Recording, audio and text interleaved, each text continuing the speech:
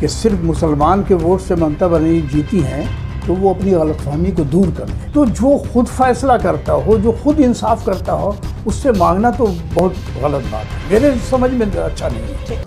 नमस्कार, आदाब, स्वागत है आप सभी का हालात बंगाल न्यूज़ टेक इंडिया पर। मैं हूं आपके साथ जमशेद और आज हम बंगाल की राजनीति के बारे में अगर बात करें तो बंगाल में मुख्यमंत्री ममता बनर्जी तीसरी बार मुख्यमंत्री पद की शपथ ले चुकी हैं और ममता बनर्जी की तीसरी बार सरकार में आ गई है तृणमूल कांग्रेस बड़े ही मैजिक फिगर के साथ और बहुत ही बड़ी बहुमत के साथ। सबसे पहले हम आपको बता दें कि बंगाल के ऊपर जो पूरे देश भर की निगाह टिकी हुई थी, पूरे देश ने देखा कि बंगाल में किस तरह से सेकुलर सरकार सत्ता में आई है और धर्म की राजनीति करने वाले लोगों को बंगाल की जनता ने नकार दिया है, चाहे वो बीजेपी हो या फिर एमआईएम हो या फिर आईएसएफ हो। हमारे साथ बंगाल की राजनीति पर बात करने के लिए अहमद अली वारसी हैं, जो ऑल बंगाल डिस्ट्रिक्ट इमाम एसोसिएशन के प्रेसिडेंट हैं।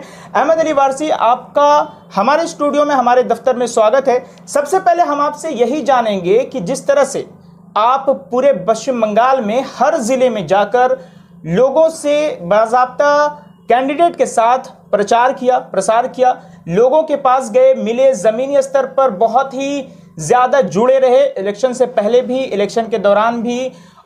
तो क्या लगता है आपको, ये आप लोगों की मेहनत थी या फिर ममता बनर्जी का जो जादू था वो ममता बनर्जी का जादू चला या फिर आप लोगों की मेहनत काम आई?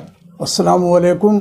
सबसे पहले हालत बंगाल और न्यूज़ टेक इंडिया का शुक्रिया अदा करना चाहता हूँ कि उन्होंने मेरे साथ पूरे मगरबी बंगाल का दौरा किया और शाना बशाना रहे और इन लोगों ने ज़मीनी सतह से लेके जहाँ जहाँ भी हम लोग गए उसका अच्छे ढंग से सर्वे किया और इनके बहुत बड़ा इन लोगों का हम पे एहसान है कि इन लोगों ने मेरा साथ दिया। न्यूज़ टेक इंडिया और हालत बंगाल की पूरी टीम ऑल बंगाल डिस्ट्रिक्ट इमाम एसोसिएशन के साथ रही।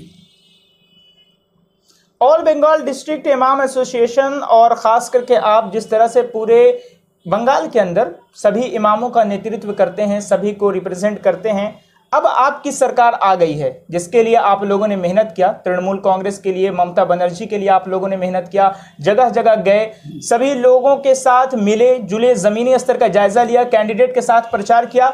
अब आपकी सरकार आ गई है, क्या कहेंगे इस पर? देखिए, सबसे पहले तो हम पूरे हिंदुस्तान के सेकुलर आवाम का शुक्रिया अदा करना चाहते हैं कि जो पूरे हिंदुस्तान का आवाम मगरबी बंगाल के इलेक्शन को देख रहा था कि यहाँ जो इलेक्शन हो रहा है ये सिर्फ मगरबी बंगाल का इलेक्शन नहीं था, इसका ये वजूद की लड़ाई थी, सेकुलरिज्म की लड़ाई थी, संविधान बचाने की लड़ाई थी, जिसमें हमारी मोहतरमा ममता बनर्जी कामयाब हुई।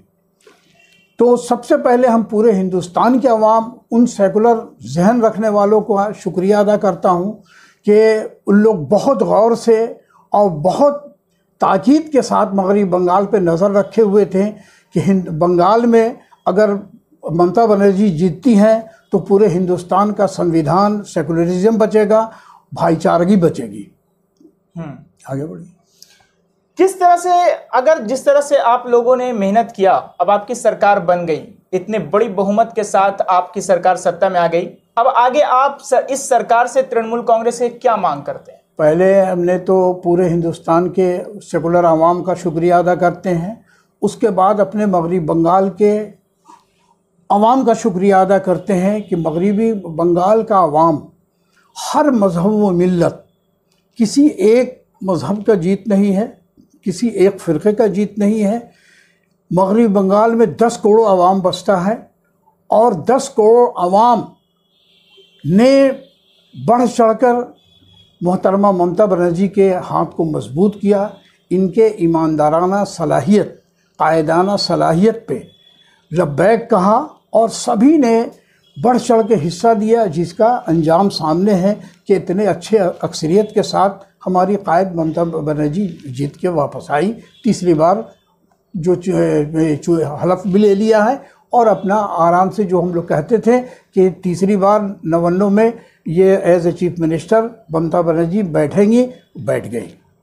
अब Mamata Banerjee as a chief minister 99 में बैठ चुकी हैं, अब आपकी मांग क्या है?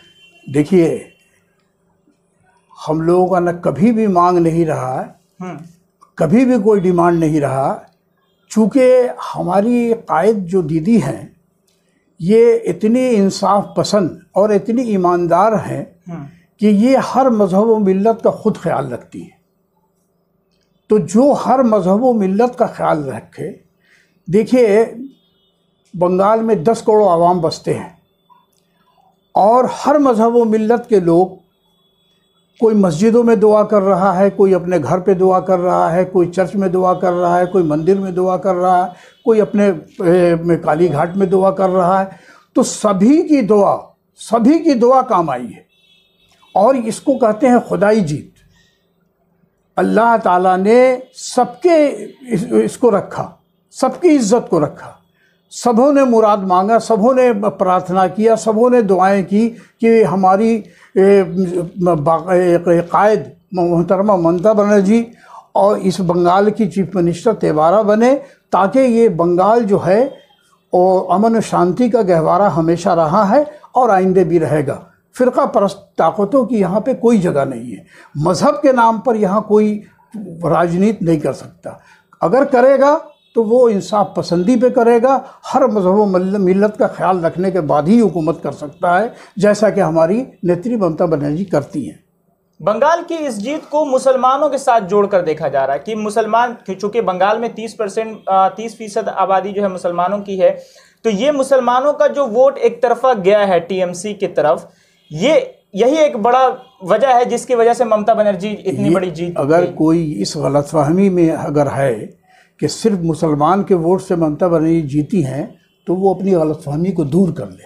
इसलिए कि हम यहाँ सिर्फ 28% है और वोट फीसद जो आया 49% आया, तो हमारे दूसरे कम्युनिटी के लोग क्या वोट नहीं दिया है?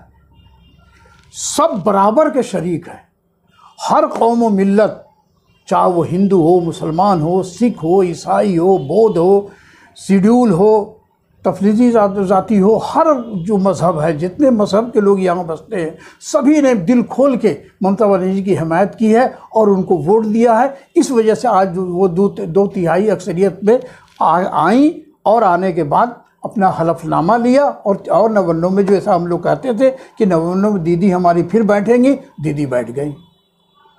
ठीक है, ये तो हो गया, लेकिन जिस तरह से आप लोगों ने मेहनत किया, हमने भी देखा, हमारे दर्शक भी देखे कि अहमद अली वारसी कितना पश्चिम बंगाल के अलग अलग जगहों पर गए, अलग अलग जगहों से कैंडिडेट के साथ प्रचार भी किया, कैंडिडेट से मुलाकात की, उसके क्या मुद्दे थे, बंगाल की राजनीति किस ओर जा रही है, ये सब हम लोगों ने देखा।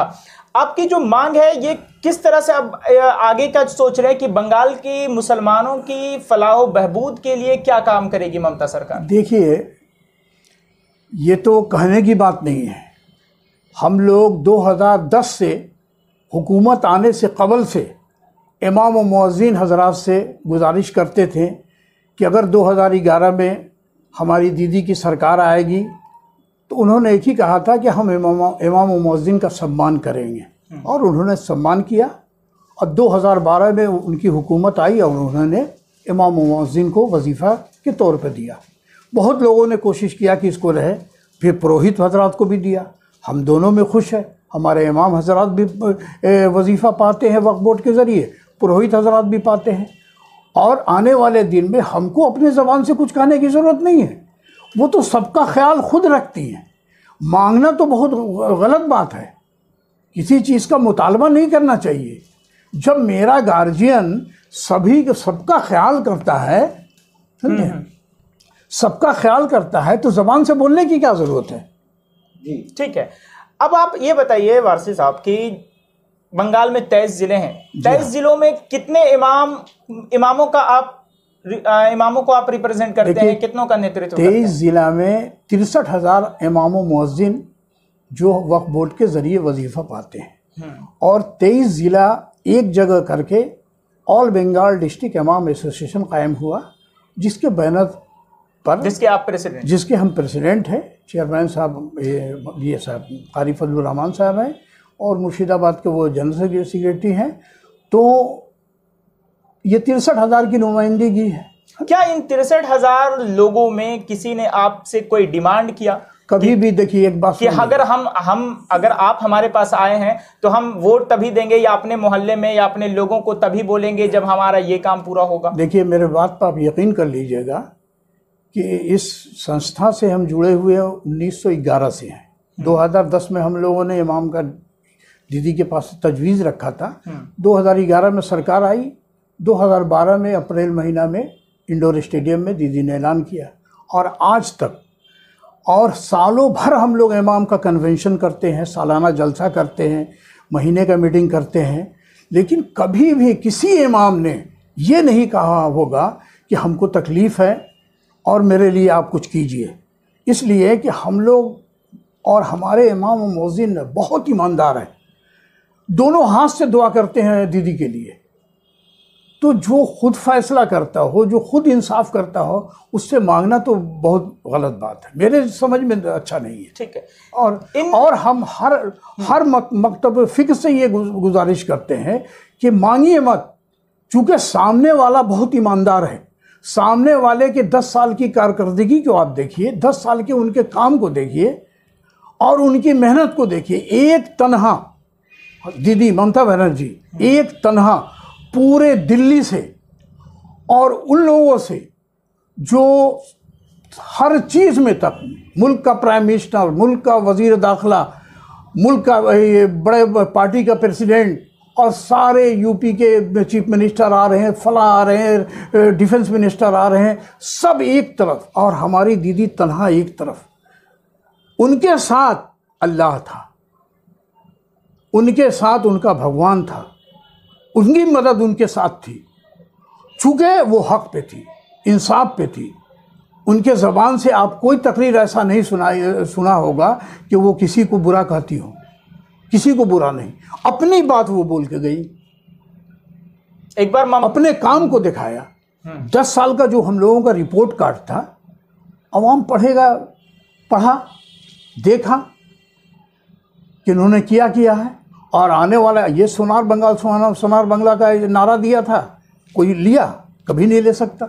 इसलिए कि सोनार बंगला हमारी दीदी ही बनाएंगी, मोहतरमा ममता बनर्जी ही बनाएंगी। और 10 साल में जो किया है, आने वाले 5 साल में आप और देख लीजिएगा कि मगरबी बंगाल कितना तरक्की कर रहा है और हर मजहब व मिल्लत का आदमी यहाँ खुश है, सेफ है, शांति से है। इसलिए कि सम्मान बहुत बड़ा चीज़ है, इज़्ज़त बहुत बड़ी चीज़ है। यहाँ कोई मजहब व मिल्लत का आदमी नहीं कह सकता कि इस सरकार में हमको इज़्ज़त नहीं मिली। ठीक है। एक और चीज़ आपसे जानना चाहेंगे कि आप चूँकि इतनी बड़ी जमात को आप नेतृत्व करते हैं, रिप्रेजेंट करते हैं, क्या यहाँ पे अलग अलग मसलक के लोग हैं? क्या कभी किसी तरह की कम्युनिकेशन में किसी तरह का कोई दिक्कत? नहीं, कभी नहीं। कोई हर मकतब फ़िक्र के होने के बावजूद भी कभी भी कोई हमारे इमाम ने कभी किसी भी अक़ीदे या किसी इस मसले पर कोई उलझन नहीं पैदा हुई। सब एक बार लब्बैक है बस। ठीक है। सबके एक ही ज़बान है कि दीदी के हम साथ हैं। जहाँ हम लोग मीटिंग करते हैं दीदी के लिए दुआ कराते हैं। अब बेचूचरा के सभी लोग दुआ करते हैं उनसे, अल्लाह से, अपने अपने रब से सब दुआ मांगता। अब तो टीएमसी को इतनी बड़ी बहुमत मिल गई, अब सरकार बन गई है। टीएमसी से बहुत सारे लोग जो बीजेपी में चले गए थे, वो लोग बहुत सारे लोग इलेक्शन हार गए, उनके बारे में क्या कहेंगे? देखिए, जो लोग गए तो अवाम तो दिखा दिया कि गद्दारी कितनी बुरी चीज़ है, गद्दारी कितनी बुरी चीज़ है। दीदी ने उन लोगों की क्या इज्जत में कमी की थी। किसी को 4 ओहदा, 5 ओहदा, 2 ओहदा, कोई चेयरमैन है, कोई फला है, कोई मिनिस्टर है, कोई ट्रांसपोर्ट है, कोई ये है, देने में कुछ कमी किया था। उसके बावजूद आप इतनी ईमानदार नेतृत्व को छोड़ के आप गए हैं, तो अल्लाह ताला तो फैसला करेगा। वो लोग आज सब हार के भूत हो गए और नंदीग्राम में इनको तो हराया गया है। रिटर्निंग अफसर तो खुद कह रहा है कि हमारे जान का ख़तरा है, अगर हम रिकाउंटिंग का इजाज़त देते हैं तो हमारे बाल बच्चों को ख़तरा है। इससे साफ और क्या होगा? कौन इस तरह की हरकत कर रहा है, कौन ये धमकी दे रहा है? जो मरकज़ में बैठा हुआ है, जो दिल्ली के सरकार पे विराजमान है। आज इतना ज़बरदस्त पूरा हिंदुस्तान, पूरे दुनिया से सबसे ज़्यादा ये मारामारी कोविड का चल रहा है, कोरोना का चल रहा है। इसमें मुसलसल फरवरी से, अगले बार 2019 ट्रम्प को लाके कोरोना फैलाया, फ़ौरन के जहाज़ों को बुला के कोरोना फैलाया, इस बार मीटिंग मशीन में फराया, कुंभ किया, सब कुछ किया।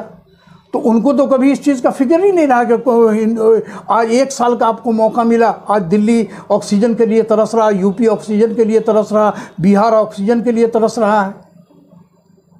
और मेडिकल सिस्टम को जहाँ तक देखिएगा तो पूरे मगरबी बंगाल में, पूरे हिंदुस्तान में, मगरबी बंगाल में आज भी मेडिकल सिस्टम अल्लाह के फजल से बहुत अच्छा है।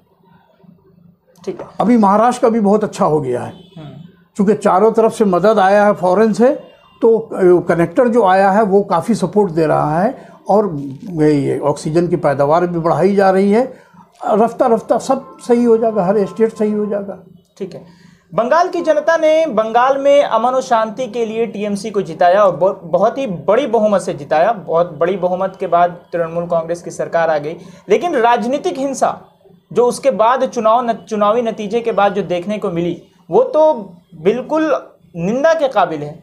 आखिर क्यों ये राजनीतिक हिंसा क्यों हो रही है? देखिए ना, इनको जीत अगर होता तो क्या आलम होता, वो आवाम भी सोच नहीं सक रहा है कि कैसे क्या होता। हारने के बाद इन लोग तरह तरह का खुद इशू बना रहे हैं ताकि अवाम जो है हमको कहे कि इनके साथ ज्यादती हो रहा है। दीदी जिस दिन शपथ ग्रहण लिया है उसके 1 दिन पहले तक तो इलेक्शन कमिश्नर के सारे जिम्मेदार था, सारा मालिक मकान वही था, गवर्नर के हाथ में था, इलेक्शन कमिश्नर के हाथ में था। तो कंट्रोल तो उन लोगों को करना चाहिए। और होता कुछ है, बढ़ा के दिखाया जाता है कुछ, गलत वीडियो, गलत प्रोपेगेंडा, गलत झूठ बोल बोल के पूरा इसको किया जाता है। अभी देखिए कि अल्लाह का शुक्र है कि बंगाल के रिजल्ट के बाद फ़ौरन पंचायत का इलेक्शन यूपी में हुआ है, वहाँ बीजेपी भी चारों खाना चित है। तो यहाँ इस जीत हिंदुस्तान की जीत हुई है, सेकुलरिज्म की जीत हुई है, संविधान की जीत हुई है। अभी पंचायत का इलेक्शन हुआ, बीजेपी मुँह खा गई, अखिलेश आगे हैं और सभी पार्टी आगे है, जो रीजनल पार्टी है वो आगे है, बीजेपी पीछे है। तो यहाँ से तो उल्टी गिनती शुरू हो गई।